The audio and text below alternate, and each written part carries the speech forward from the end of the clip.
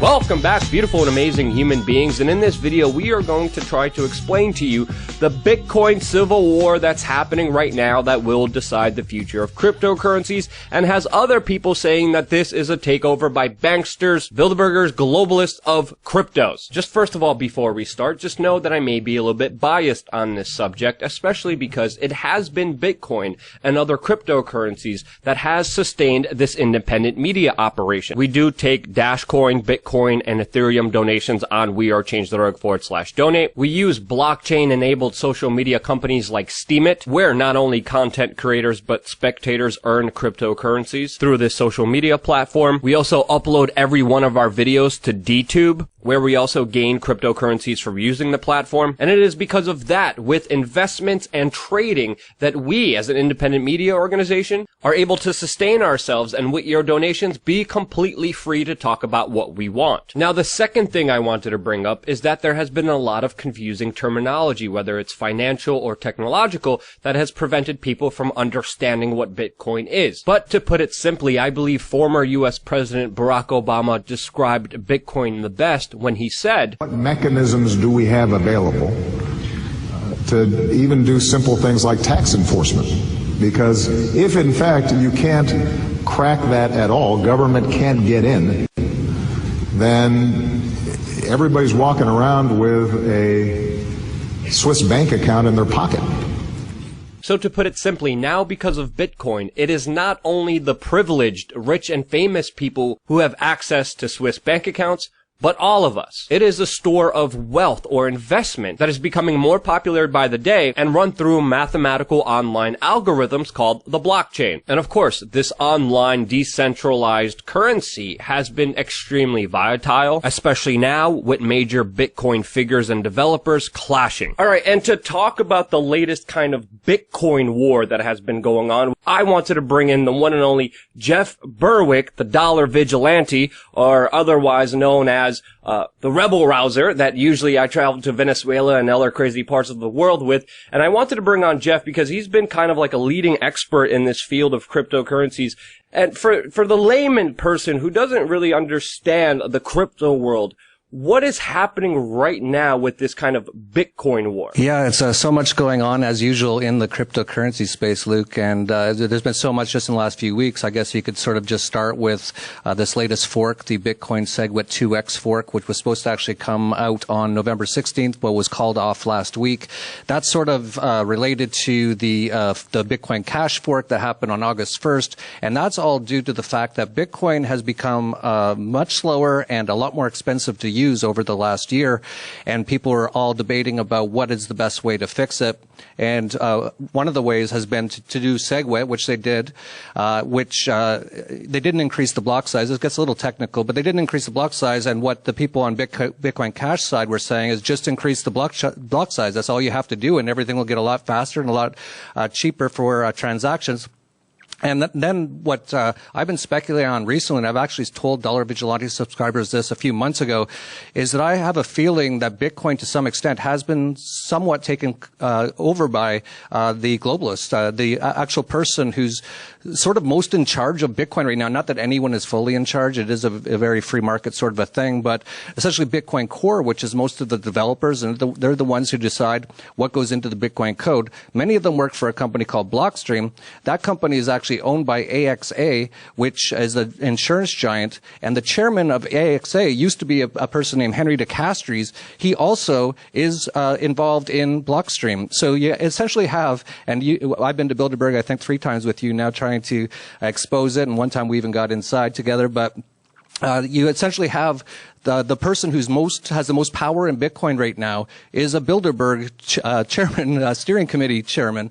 And what I see about what they've been doing is they've been, in my opinion, it's been on purpose, making Bitcoin slower and more expensive, because really Blockstream, what their main business is creating side chains and creating other things that will improve the speed of Bitcoin or the expense, but they take a cut on it.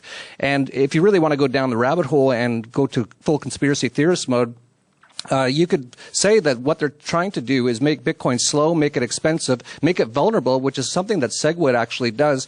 And at some point, they could be looking at somehow trying to destroy Bitcoin. So that's where this whole Bitcoin Cash thing comes from, which, of course, in the last week, Bitcoin Cash, actually in the last month, it's risen from about $300. It was over $2,000 a couple of days ago. It's now $1,400. And some people are starting to speculate that Bitcoin Cash should and could be the real Bitcoin, and this is causing a lot of disruption in the space. You saw Bitcoin was over, hit almost $8,000 just a few days ago, and then once some of this, the SegWit 2X fell through, Bitcoin Cash took off, and then Bitcoin plunged. I think it was down as low as $5,500 at one point. It's currently about $6,500. So there's an actual real war, a real battle going on here. Yeah, it is very interesting because kind of, from my understanding, the kind of Bitcoin community is kind of ruled by consensus. And usually, because so many people are using it, people are saying it's bogged down, that transactions are taking too long, that the fees are really big.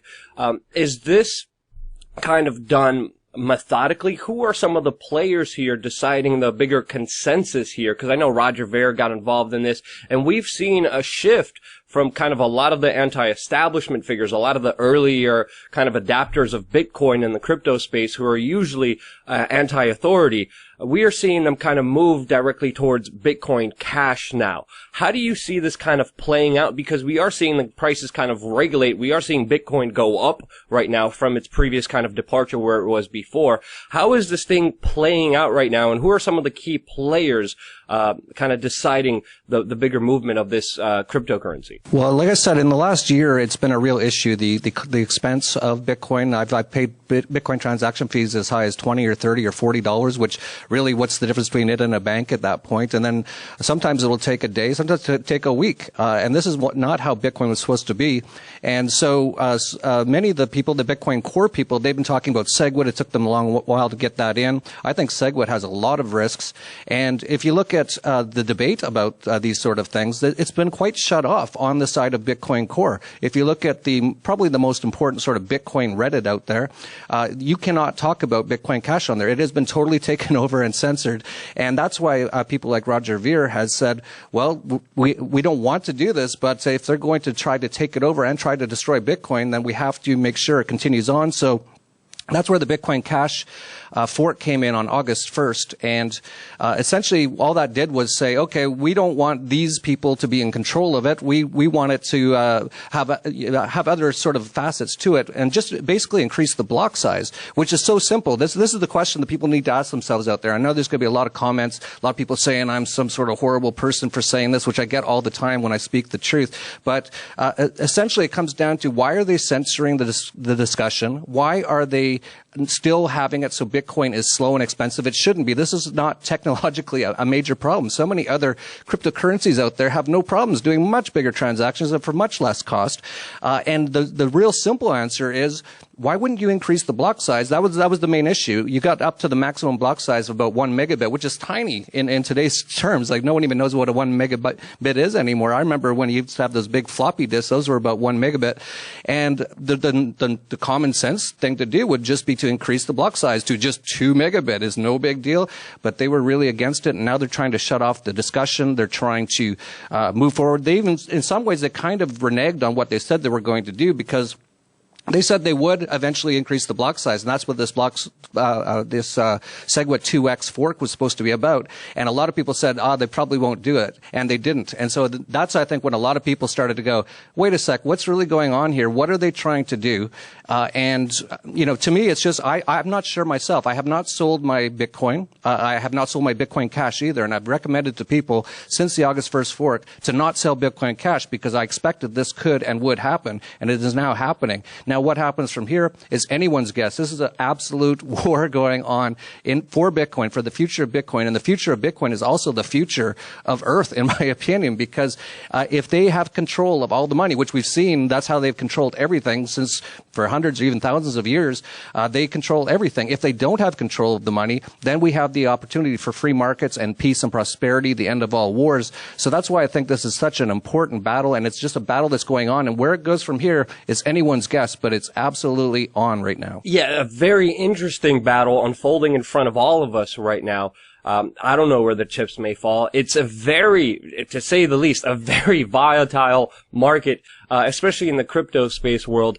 But there's also not only internal stuff, there's also government regulations, government taxation. As we've just seen, a very interesting news report where we're finding out that there is now a Senate bill that will force travelers in and outside of the United States to register their digital cryptocurrencies that are valued over $10,000 or face 10 years in prison and full asset seizure.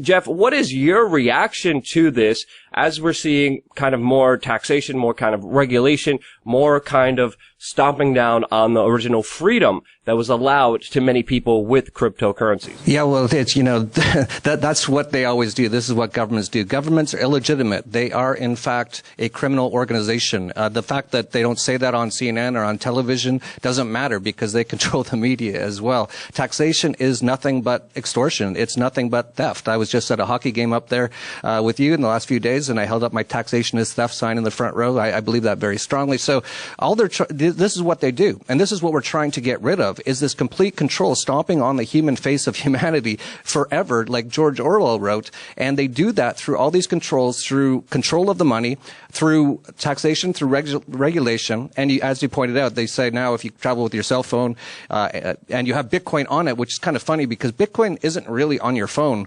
Bitcoin isn't really anywhere. That's the beautiful thing about Bitcoin, and that's why they want to get rid of it. And there's no real way to get rid of it unless you turn off the power or the internet. So if they don't want to do that, they have to use various means, which they always do, to try to destroy Bitcoin. And in fact, what we're seeing here could really hurt Bitcoin, and it saddens me to say this, but they always do things like this. What we could end up seeing is Bitcoin Cash actually become Bitcoin, and that could actually really hurt Bitcoin for a period of time. And the reason is your average person doesn't even know what Bitcoin Cash is. So they have bought Bitcoin in the last few months because they think, oh, okay, this is something that is money of the future and things like that. If Bitcoin Cash ends up being Bitcoin, they will end up losing everything, and that alone will really damage the reputation of Bitcoin. So this is what the stakes are. And yes, of course, they're always going to try to control, regulate, lock everything down and keep humanity enslaved. And that's what this is, at the end of the day, all about.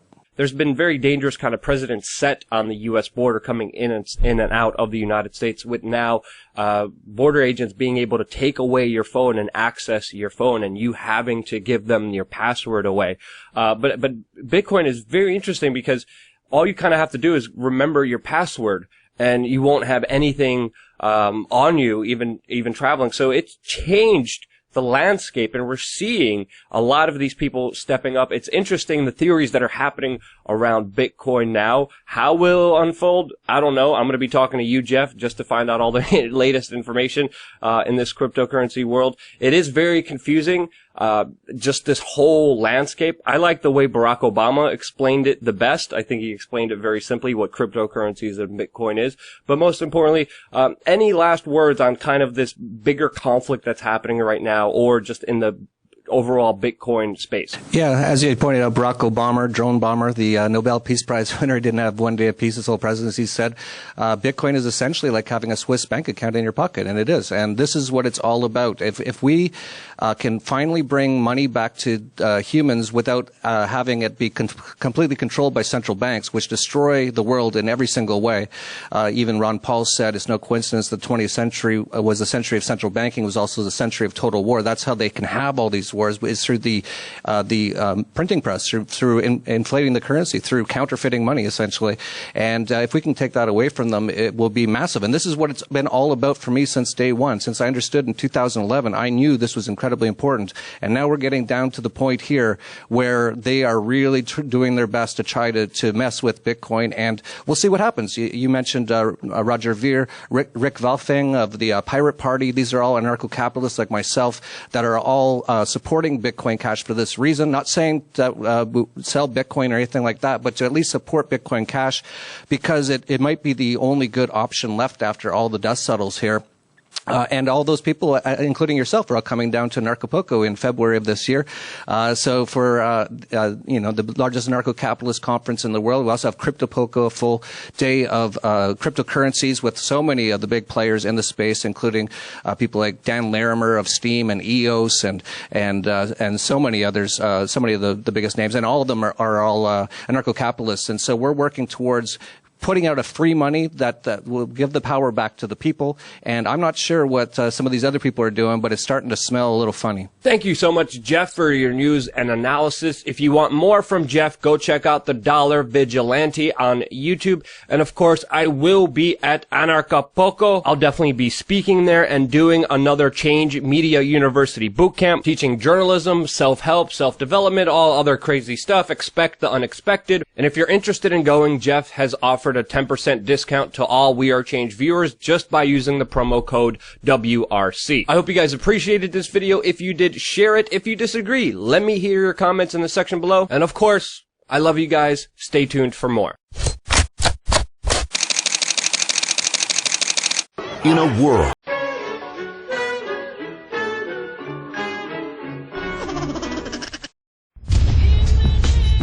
Welcome back, beautiful and amazing human beings, and in this video we are going to try to explain to you the Bitcoin civil war that's happening right now that will decide the future of cryptocurrencies, and has other people saying that this is a takeover by banksters, Bilderbergers, globalists of cryptos. Just first of all, before we start, just know that I may be a little bit biased on this subject, especially because it has been Bitcoin and other cryptocurrencies that has sustained this independent media operation. We do take Dashcoin, Bitcoin, and Ethereum donations on wearechange.org/donate. We use blockchain-enabled social media companies like Steemit, where not only content creators but spectators earn cryptocurrencies through this social media platform. We also upload every one of our videos to DTube, where we also gain cryptocurrencies from using the platform. And it is because of that, with investments and trading, that we, as an independent media organization, are able to sustain ourselves and with your donations be completely free to talk about what we want. Now, the second thing I wanted to bring up is that there has been a lot of confusing terminology, whether it's financial media, fuck the banks,